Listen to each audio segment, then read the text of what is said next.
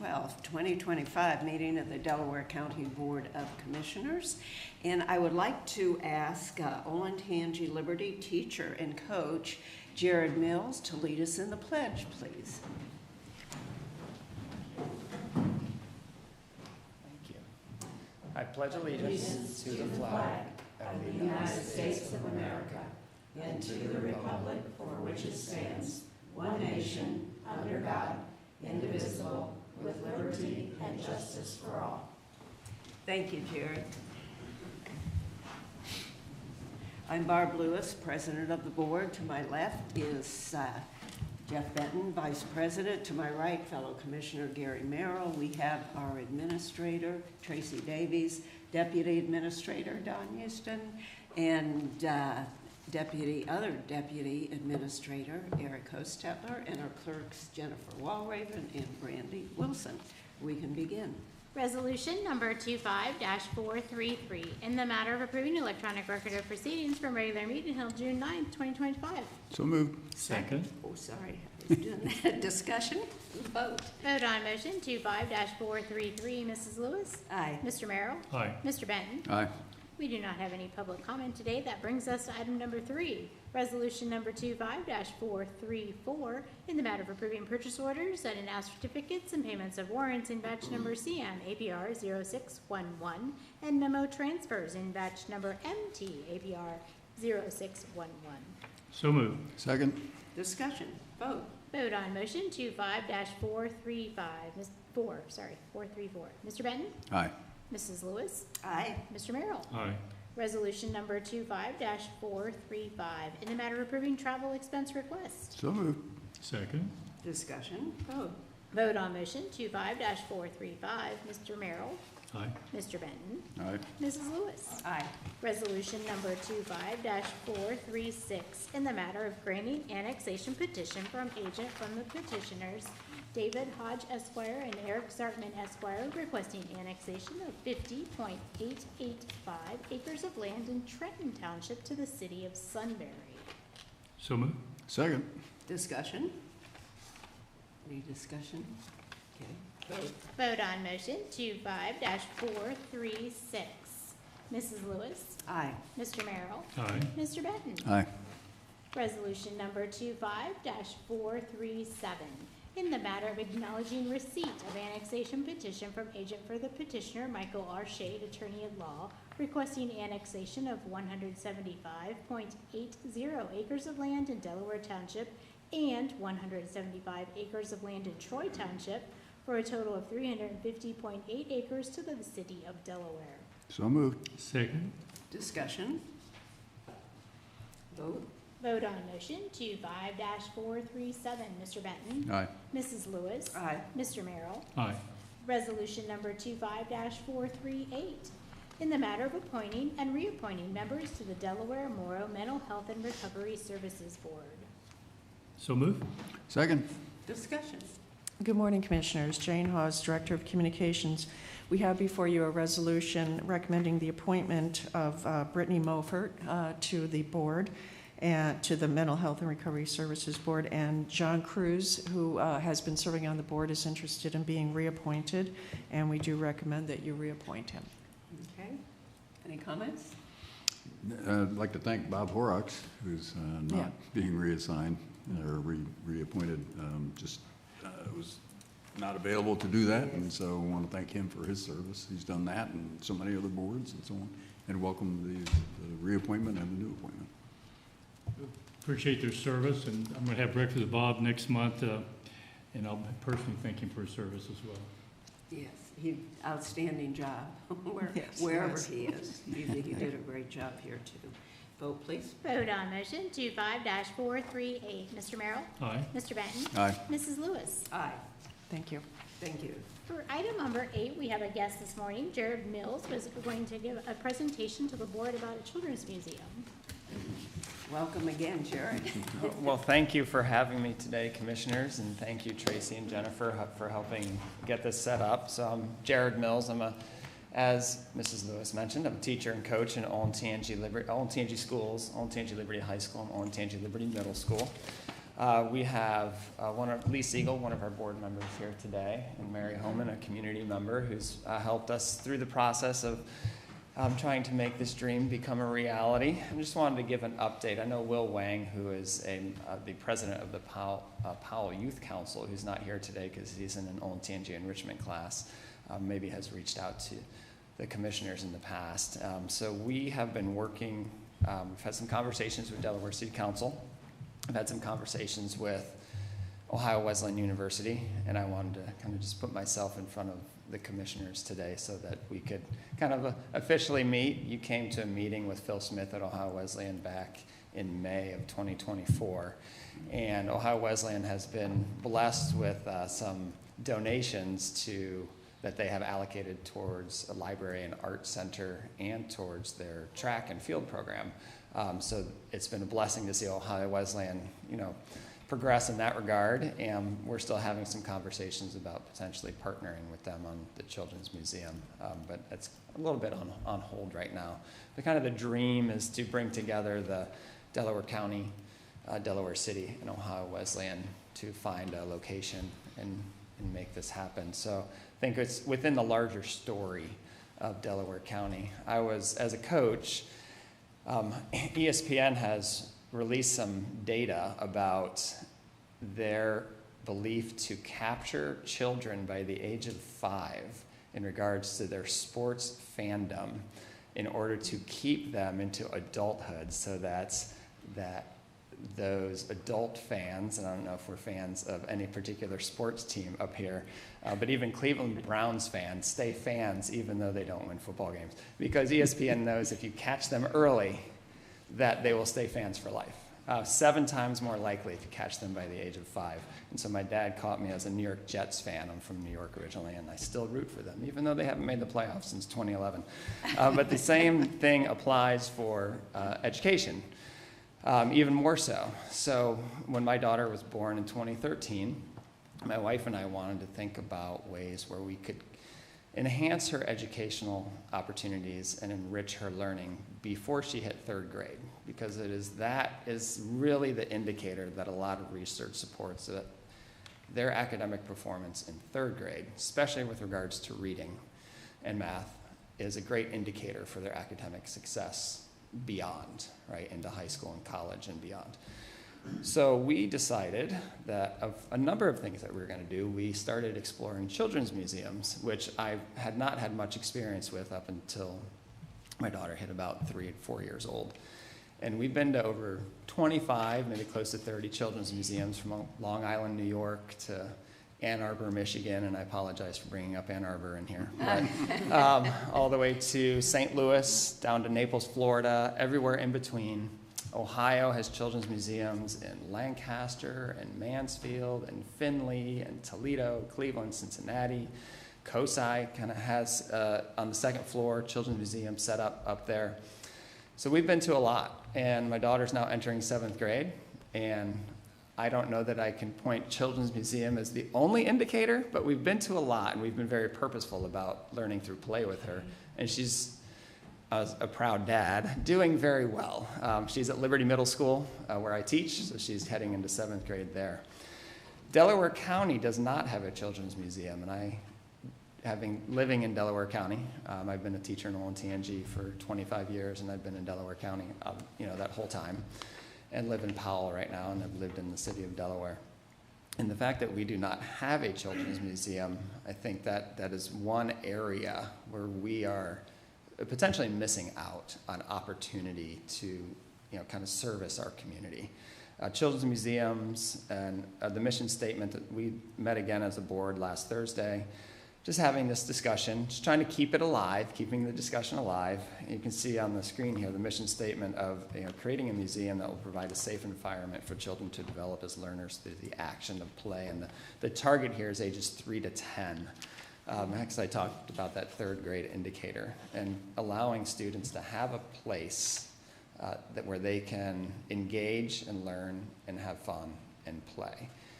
Especially important here in 2025 because, speaking as a parent, we got our daughter her first phone in 6th grade. I think we were the last parents to do that, which seems like early but late. And it's amazing how that screen has impacted even her desire to read and such.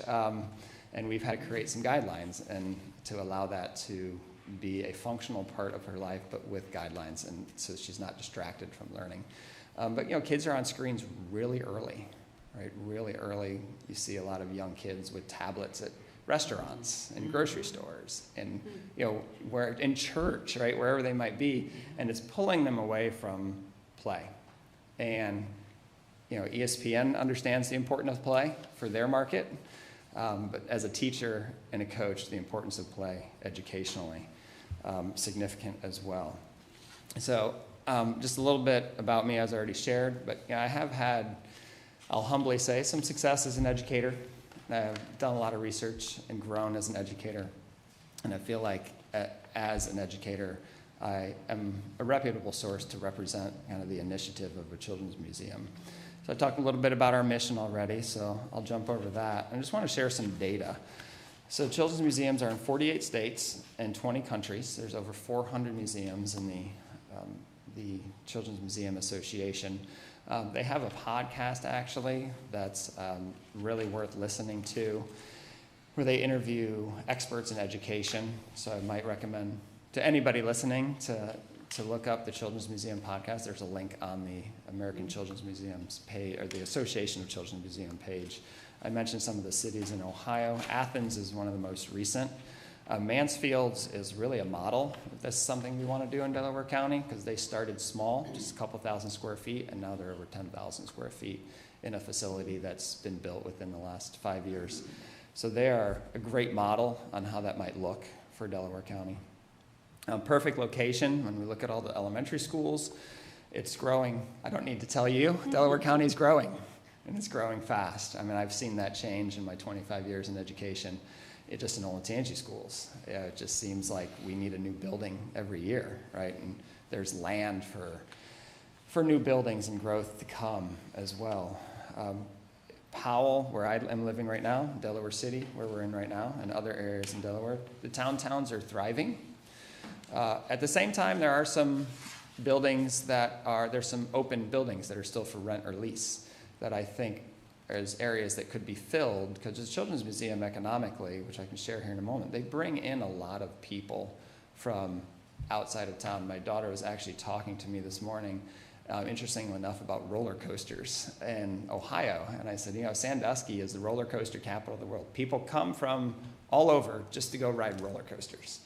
And I love Cedar Point, love roller coasters, but I feel like that connection for me, as she was talking to me about that this morning, that's a children's museum in Delaware, right? People will come to go to the museum, just like the zoo near Powell. People go to the zoo, and then they eat at those restaurants that are in Dublin and Shawnee Hills and Powell.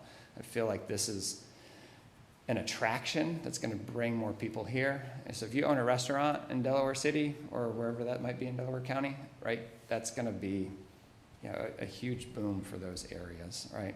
Just growing, a lot of traffic. And so here's some of that data to support that, right? So the Association of Children's Museums, here's some data that you can see on the screen of jobs supported in different industries, salaries, volunteers, and money that's contributed to regional economies. And this is across the nation, right? This is a nationwide. Target market in Delaware County, 24% of our population is 18 and under. I look at that 18 because high school students need volunteer hours. And when I was in high school, I was volunteering for the DARE program. I was a Little League baseball coach. I was a camp counselor over the summer. And I became a teacher. Right? I enjoyed working with kids, and here I am still working with kids. And we have a lot of people like that in Delaware County that could volunteer at summer camps or just throughout the normal business operations of a museum. And when you have almost a quarter of the population that's 18 and under, you have a group that needs volunteer hours and exposure to this environment, and you have kids that need a place where they can get off their screens and go learn to play. And you can see that. I want to look at the third bullet point there. Education's highly valued in Delaware County, right? Something that I'm sure you know as well.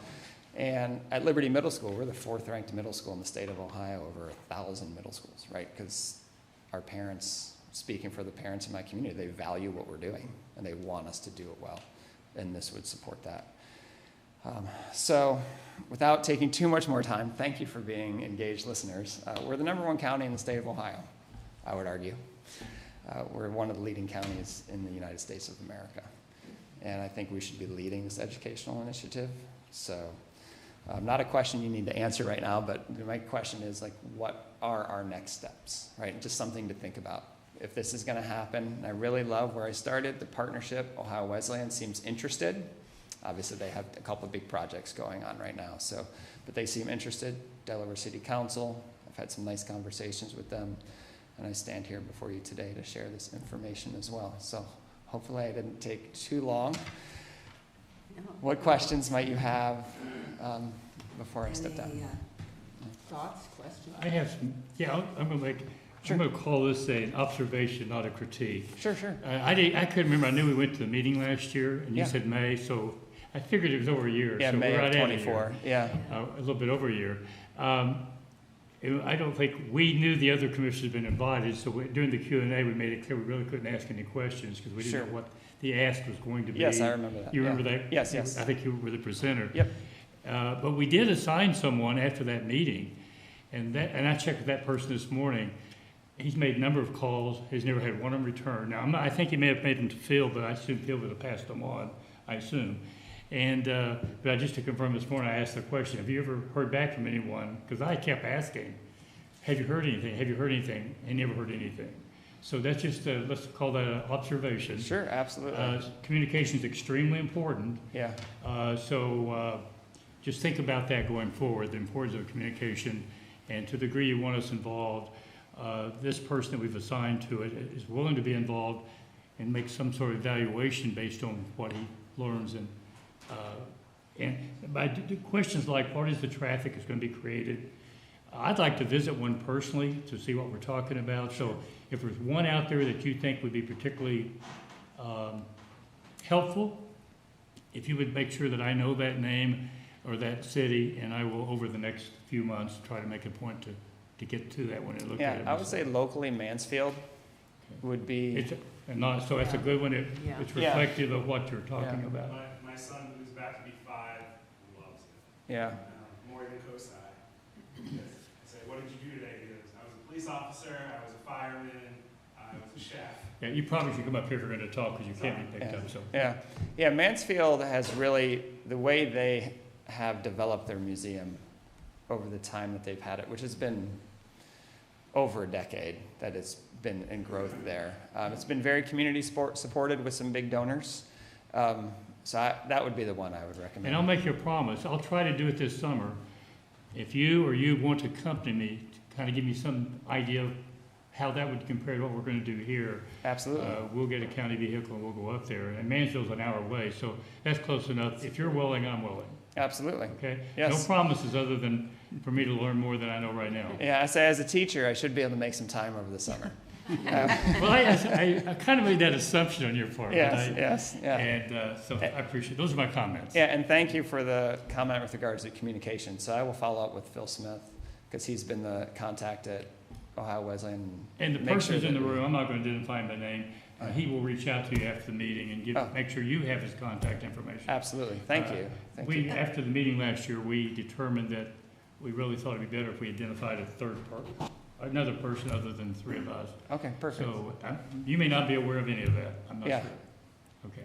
Thank you. Commissioners, Tracy Davies, Administrator. I did have the opportunity to meet with Mr. Mills and the student Will Wang. I think Will had reached out to Commissioner Benton requesting a meeting. So I did meet with them last month and kind of got an update on where they were. I also suggested that they reach out to some other successful nonprofit entities, particularly Boardman Arts Park, to understand, how they got some of their initial funding and got up and going. They are an established nonprofit, so Mr. Mills had requested to come in and make a presentation, and just give an update on status. Yeah, thank you. And I saw Boardman Arts Park starting to move some dirt out Yes, there, they so, are. yes. Yeah. No, thank you very much for coming in. Well, thank you. We really appreciate it, and for all your work, Mary, and the board's work too. So thank you. So thank you for your, Any other? I've got comments? 7 grandkids between the ages of 3 and 10. okay, perfect. So Yeah, that's I think, a perfect alignment Yeah. for your target market. So I'm anxious to see how things progress. You know, truly, what are the next steps? You know, yeah. just following along and doing what we can to help move this along. Okay. Well, thank you all very much. I appreciate your time and look forward to continuing the conversation. Okay. Thank you Thank very you. much. Thank you. Thank you.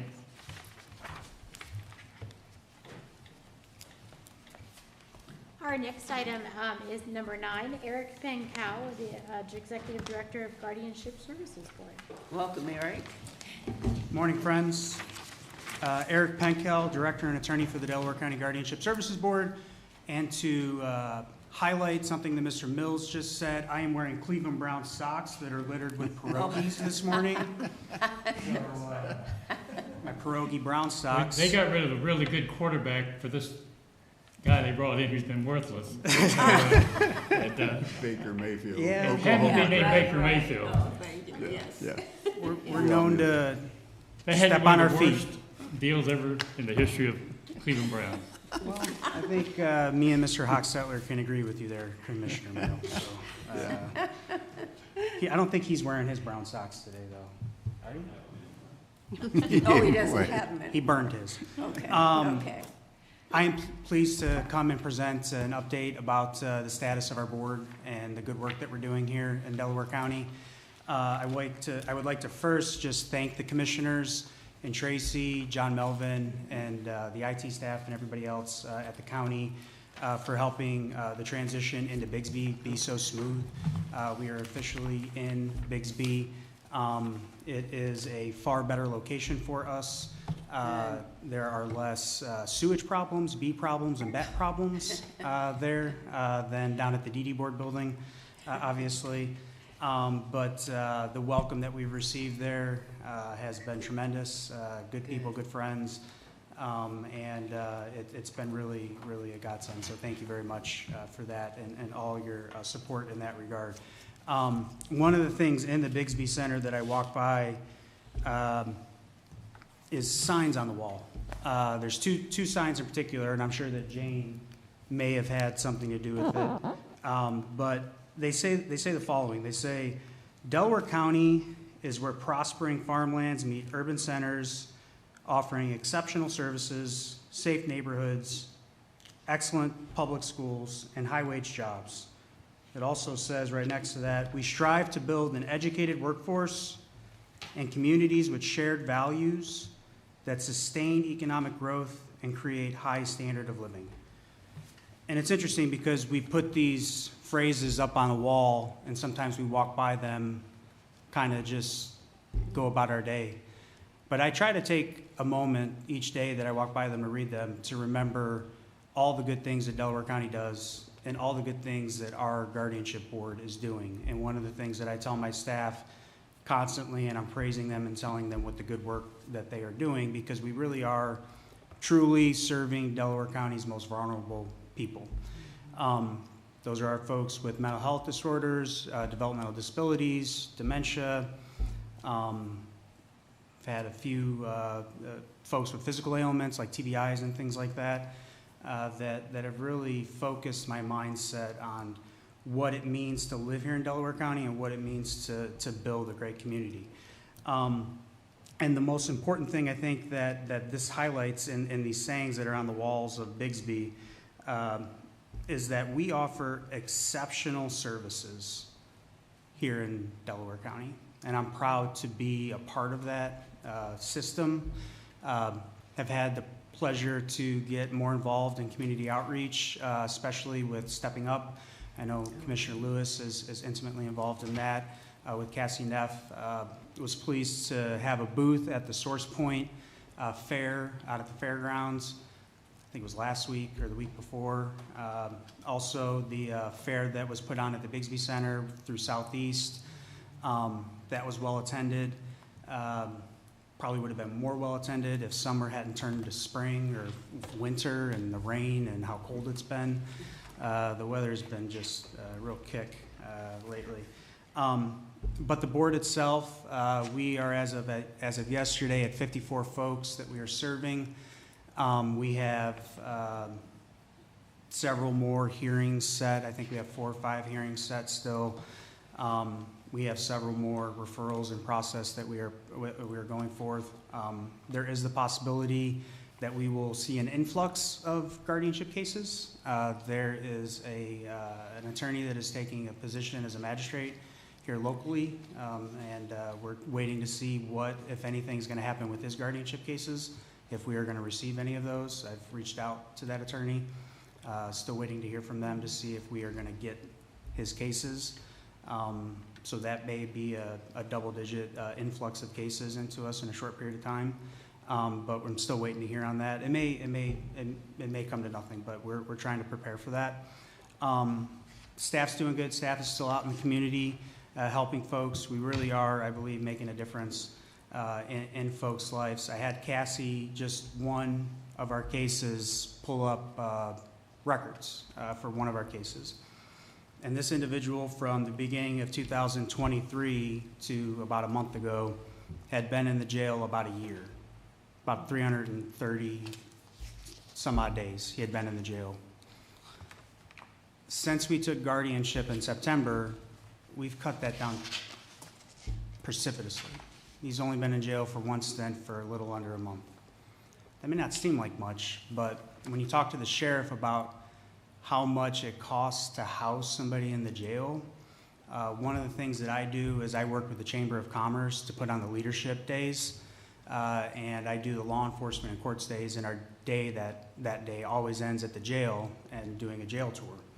And the sheriff gives his spiel, and we see all the things, and he talks about what the cost is to house somebody in our local jail. The sheriff, I can't remember the exact number, but they're redoing the numbers about how much it actually costs to house somebody in the jail, but it's somewhere between around $80 or $100, somewhere around there.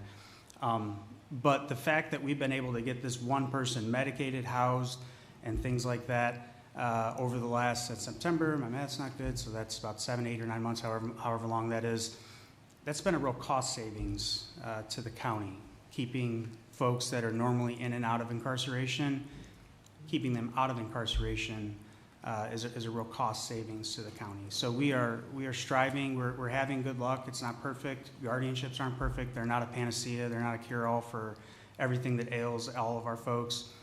But we give them somebody that cares about them and is a stable force in their life, that's looking out for their best interests, for their health, wealth, and safety.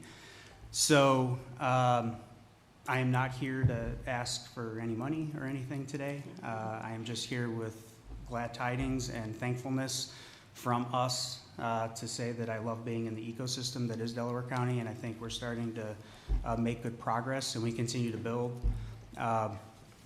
And one of the things to remember is that once we get one of these guardianships, we have them till they die or the guardianship ends. So we have 54 people.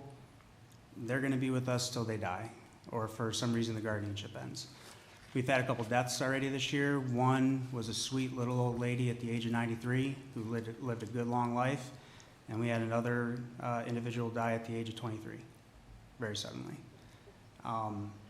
So it's the juxtaposition between the things that we experience is really unique, I think, in government, and how government operates in this guardianship world is really fascinating to me, and it's really fun to get to know the different community partners from Southeast and Grady and the DD board and the mental health board. I just left a MASSIT meeting early to come present to you guys. If you're not familiar with what MASSIT is, it's the Multi-Agency Crisis Intervention Team.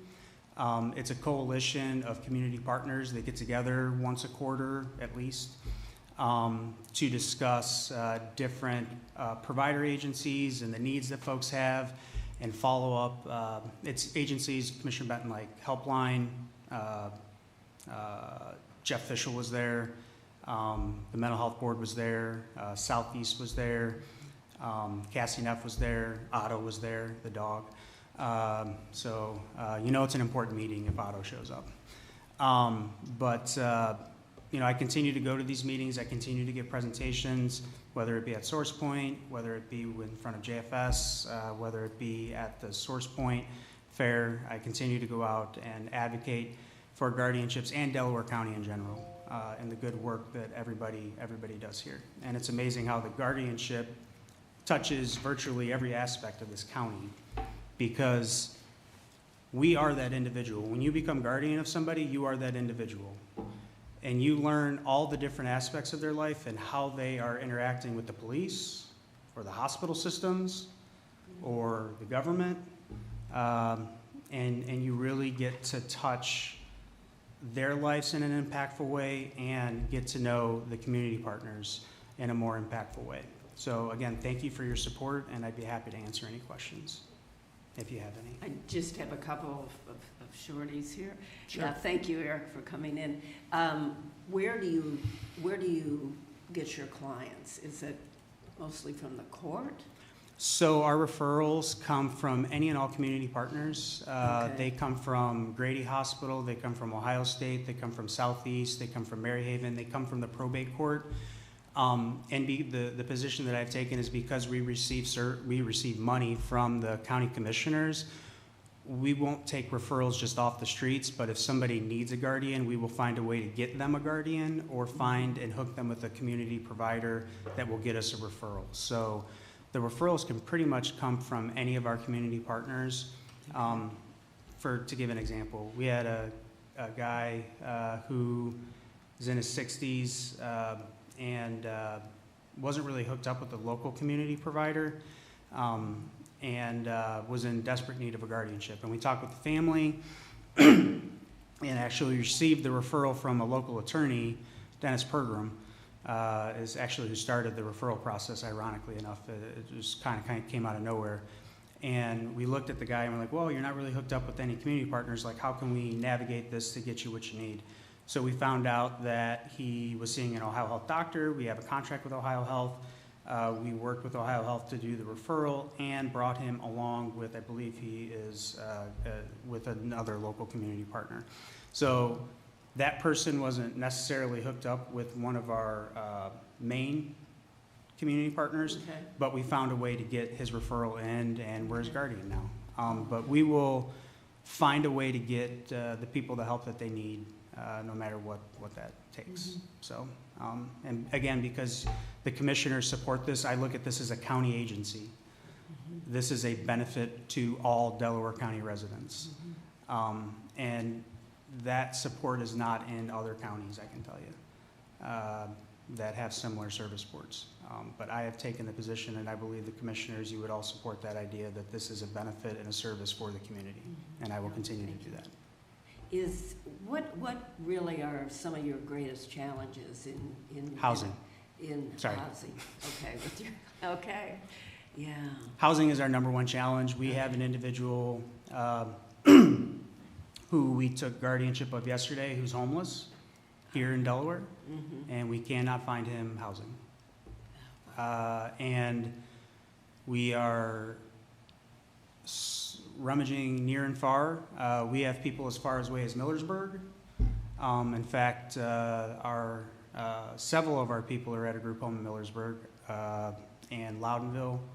I think of our two farthest, so Holmes County, our farthest folks are living away from us. But housing probably is our number one, and especially even when folks come to us from the community, if I have like a meeting, like I had a meeting yesterday with a mom who's trying to do guardianship for her 20-something-year-old son who has mental health disorders. He's living there right now at her home, but it's not a long-term solution. So she's asking me, where can I put him, to not put it too delicately, but, and I said, well, that's the real problem. That's the real problem. Here in Delaware County, it does lack that infrastructure for mental health housing. I am constantly in talks with Rihanna, Indiana, Brant, trying to come up with good solutions for that. We are partnering with different houses down in Franklin County. Our goal is to always put somebody in Delaware first. But not only is it tough to find our folks with mental health conditions housing here, but it's tough to find our older folks that are Medicaid beds here in Delaware County. There are a few places, but they get full fast, especially the Medicaid beds, the nursing home beds. So a lot of our folks, some of our folks are in Marion County, and more often than not, we're finding that we're having to ship people out of Delaware County to find them appropriate housing. Boy, So, thank you. I have just a couple of questions. More Yes, sir. clarity than anything else, because you're not asking for anything today, so I'm not going to get involved in the numbers, which you're perfectly glad to hear. Your role is an advocate for these people who need guardianship. yes, It's not to provide the funding to house them, et cetera. no, Correct. I just want to make sure that's clear to everybody that might be listening. thank you, yes, that's true. And that's very important. And as parents age and their person in need of guardianship gets older, it becomes an issue, it becomes a challenge. And I'm going to guess you say some of the nonprofits give you leads, et cetera. I'm going to guess most of those people would end up in the courts and would ask you to help take over that role. Is that accurate? So If, yeah, if you weren't proactive. yeah, one of the main sources of referrals that are starting to come in and will continue to come in more and more is older parents of folks who have sons or daughters with developmental disabilities or mental health disorders. And you're not going to be in a There are, position yeah, there are, those are going to be our largest source of referrals because they don't, either A, they don't have any other family that can take over the role of guardian. They only have one kid and they don't have aunts or uncles or cousins that can take over, or close family friends that they feel comfortable asking. Or the family or friends that they do have, they don't want to pass that obligation on to, because it is quite an obligation to be a guardian for somebody, and they know the hard work that entails. So that is and that's a process. Every time I talk to a parent, when we take over, it's called a successor guardian. If a guardianship is already in place, and/or they're an older individual who had always been in need of a guardian. Always telling the parents that, having us take over guardianship doesn't mean that you love your kid any less. Doesn't mean that you did a bad job. Doesn't mean anything. It means that you're proactive. Pragmatic. It means that you're proactive. It means that you're planning for the day that, God forbid, you get hit by a bus, and then there's no one around to tell the story of little Johnny or little Jane. And what I tell people when we do successor guardians, especially moms, I look at the mom and I say, you're not allowed to go anywhere. You're the expert on your kid, and I need you for as long as you'll stick around, because we can only help your son or daughter insofar as that you can give us the best information about them. So when people plan accordingly, if they know they're not going to have an appropriate guardian to take over for them when they pass, I really encourage that, especially if they're at a good point in their life where they can do that and feel comfortable, and then we try to lead them along in that regard. Follow-up question. Before we set up the guardianship program with Judge Himanowski, and I think we're all advocates of the program, and we want to be successful. We used attorneys for this purpose. Mm-hmm. And the county made those payments to the attorneys? Is that how it worked, or? I believe so, yeah. It's Okay, general. so do you have, and you don't need to answer this today, I'm curious, what are the costs that have gone away because you're doing more of those? Mhm. And so we can make some evaluation, because we want to do it efficiently as well as effectively. Yep. So as we have the meetings later in the year, I'd like a little more clarity on that, but I really applaud the work that's being done, and I just want us to do it efficiently and productively. I can tell you, Commissioner Merrill, that historically there were 2 attorneys that did that. One of those attorneys is no longer going to be able to do that anymore because they are becoming a magistrate. The other attorney will not be able to take anymore because they are capped out. So quite literally, there's I'm not suggesting we should nobody use else. attorneys. No. I understand that. What I'm saying Yeah. is, there was a cost when you did use attorneys. Yeah. That cost has now gone away. to the degree that you could identify what those costs were, so we can make a comparison to where we are today. I That can, make I can, sense? yeah, I can try to So, pull those numbers together. And I, ask Judge again, on that. appreciate the work that's being done and look forward to it. Thank you, Commissioner. Go ahead. Appreciate that. Yeah, Eric, thank you for your work. Very important. We take care of our most vulnerable residents. Have you heard of Delmore Dwellings? Do you work with them? All of our folks are on the list. Okay. Yeah. So 'Cause there's a that's long, their market is providing housing for Yeah. people with mental health conditions, but they have a backlog. they do. And our folks slowly move up the list. All of our folks that live out of county, we still have on the Delmore list because they're the most attractive option, I will say. Yeah, there's a backlog there. So, Yeah. Delmore's a godsend, so they've been Yeah. great for the community. Yeah, they're trying to expand. They're trying to Yeah. get more real estate and provide more housing, but it's a challenge. You know, It just- is. It's just difficult, so. And I went to the Housing Alliance meeting yesterday. Tuesday, thank you, over at the United Way. And a presentation was given by Berkshire Lofts, I believe was the name of the new apartment complex that is going up on 363771 there in Berkshire Township. Yeah. And a percentage of those beds are going to be low-income beds for the one-bedroom, two-bedroom, three-bedroom. That was completely reliant on getting a state tax credit for that, which we were told was very rare to get, and we were very blessed to get that. And the guy said to expect if developers, if a county of this size could get tax credits like that once every year or two, every couple years, you're lucky.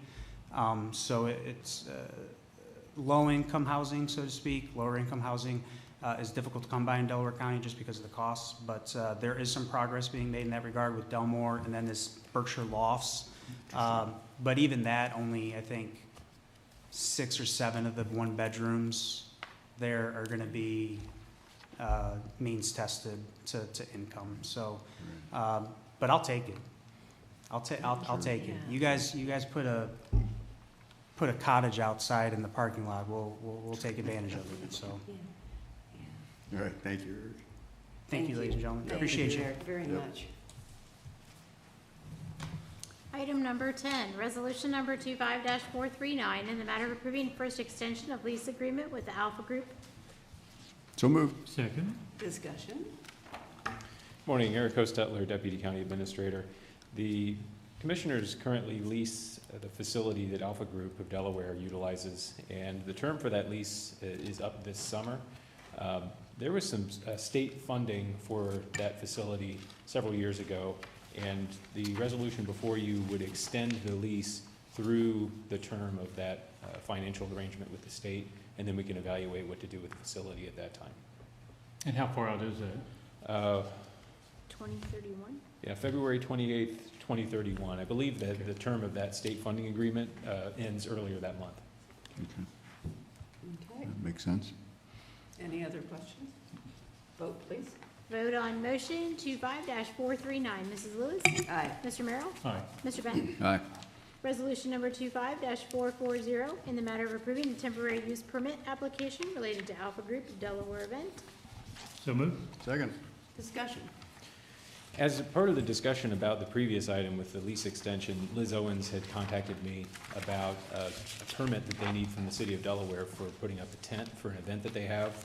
She planned to be here this morning, but she emailed me and said she was not able to attend.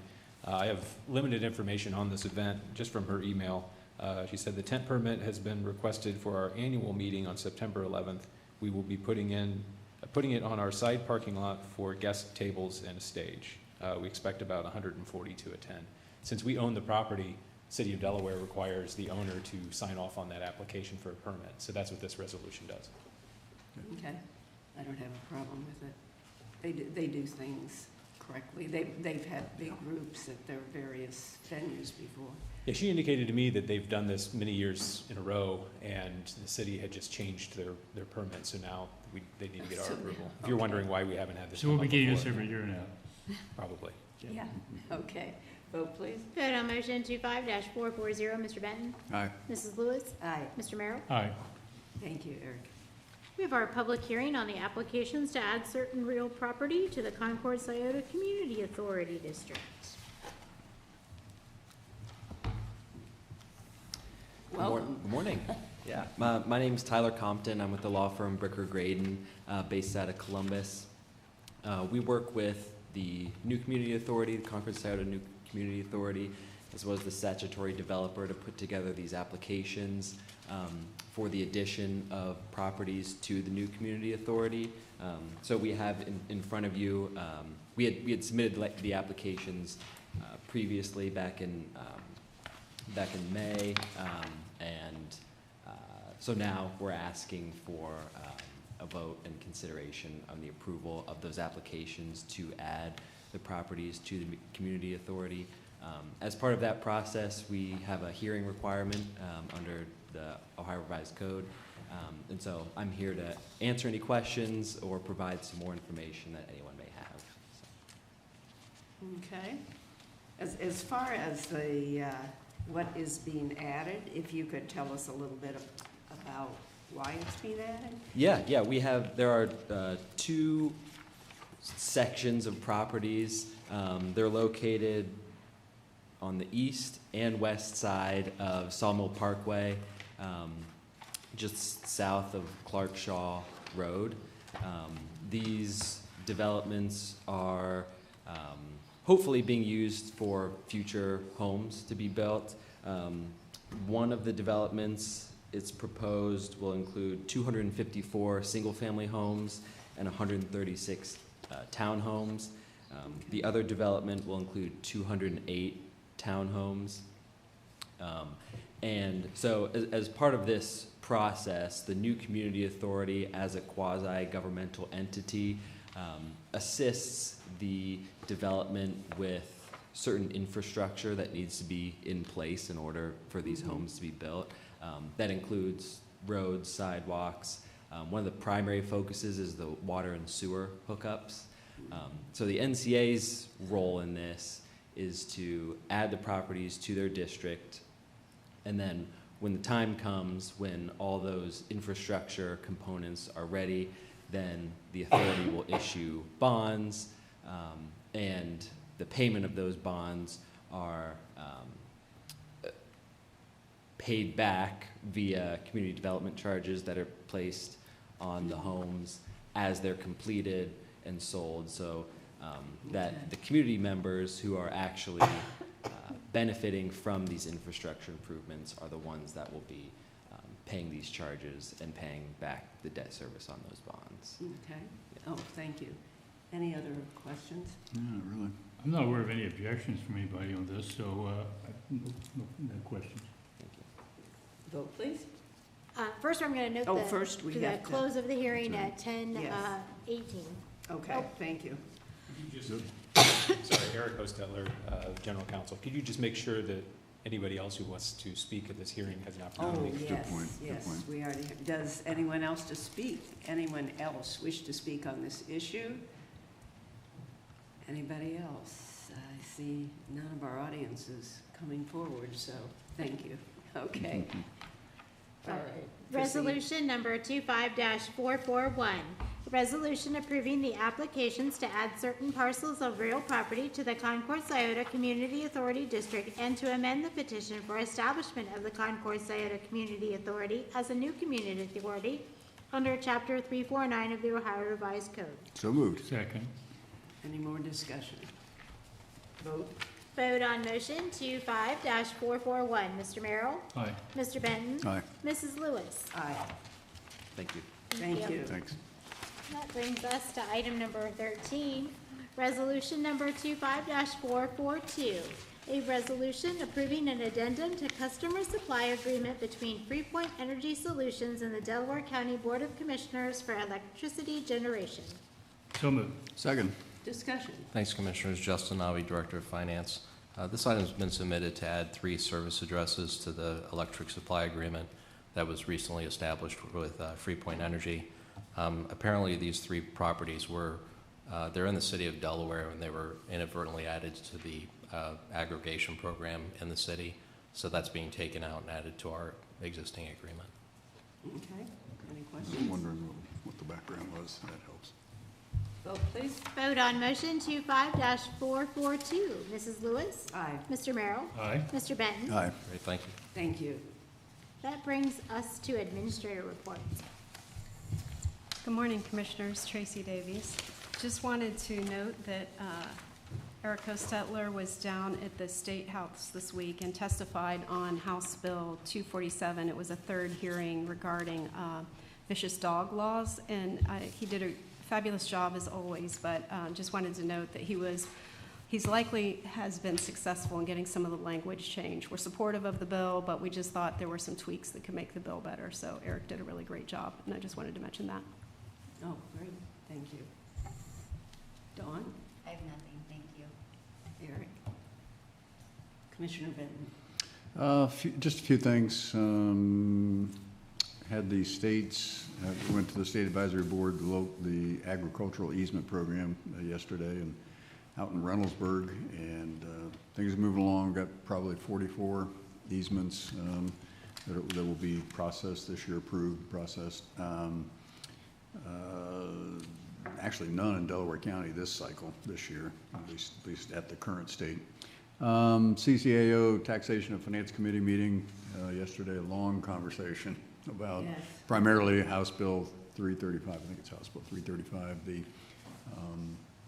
The main component of that is eliminating inside millage, and many concerns, obviously, and CCAO opposes it and has offered a number of alternative solutions. So we'll see how it goes through the process, but a lot of attention on it, a lot of conversation about the problems that would create, as well as, alternatives to address the high level of property taxes that many, probably most Ohioans are concerned with. Got the Farm Bureau breakfast tomorrow morning. I don't know who else going. I'll be there. Gary's going. And then equally, maybe more important, the U.S. Open has teed off. 6:30 this morning. I assume you were all watching it at 6:30. I was. Anyway, next 4 days, a lot of fun golf, a lot of very challenging golf. It's at Oakmont this year, which is a very difficult golf course. So it'll be a lot of fun.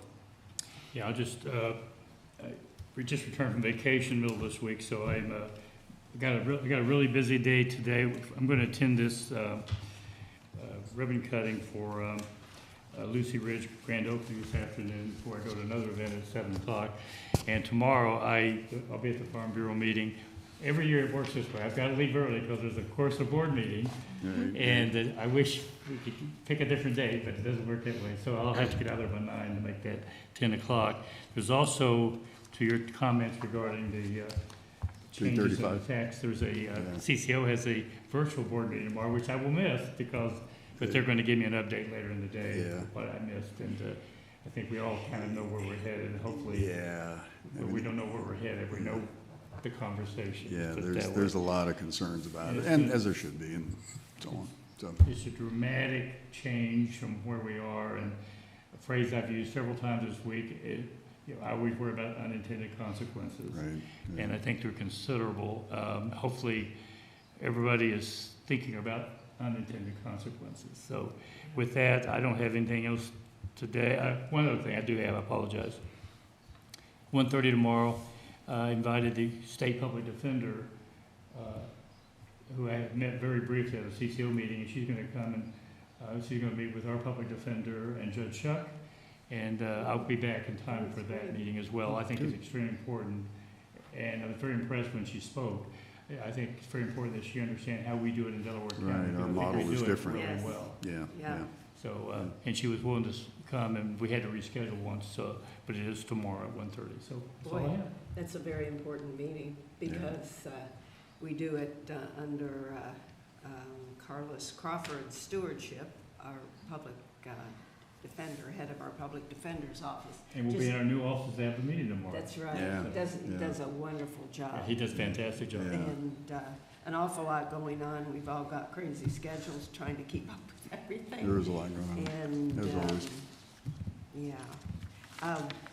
The action in the Senate, has the Senate passed the budget yet? No.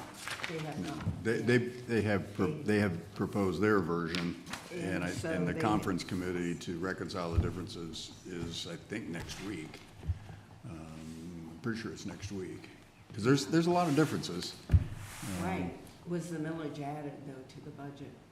elimination of millage in the Senate? I'm not portion? sure where the Senate stood on that. I don't Okay. think so. Okay. I think that's, All right. it. Right now, it's just a standalone House bill. That's right. Oh, I It's just see. a standalone Oh, House bill. gotcha. Okay. But okay. the concern is, could it be Oh, folded into the budget? you Yes. know, It is on- an up or down vote if that happens. Yeah, exactly, on Yeah. June 29th. I mean, there's a lot of changes to commissions, to taxes, you know, a lot of different ideas on different ways to, you know, Right. address high property taxes Yes. and sales tax alternatives. I mean, it's just a very complex, and it's moving fast, and the concern is It is. it'll get, kind of to Commissioner Merrill's point, it could get thrown into the budget bill, which is due Oh, June sure. 30th, and it hasn't really received the attention and alternatives discussion that it should. Right, So- right, yeah. No public hearings on it, and, yeah. Both houses have to agree. Yes, they do. I mean, that's what the job of the conference committee is. Right, to- right. They will approve whatever comes out of conference, both houses. Yep. Okay, I have nothing to report, and so we do have to go into executive session. We do. We are pleased to Resolution, do that. resolution number 25-443, in the matter of adjourning into executive session for consideration of appointment of a public employee or public official. So moved. Second. Discussion vote. Vote on motion 25-443. Mr. Benton? Aye. Mrs. Lewis? Aye. Mr. Merrill? Aye. We are now recessed into executive session. We'll be right there. Lisa, thank you.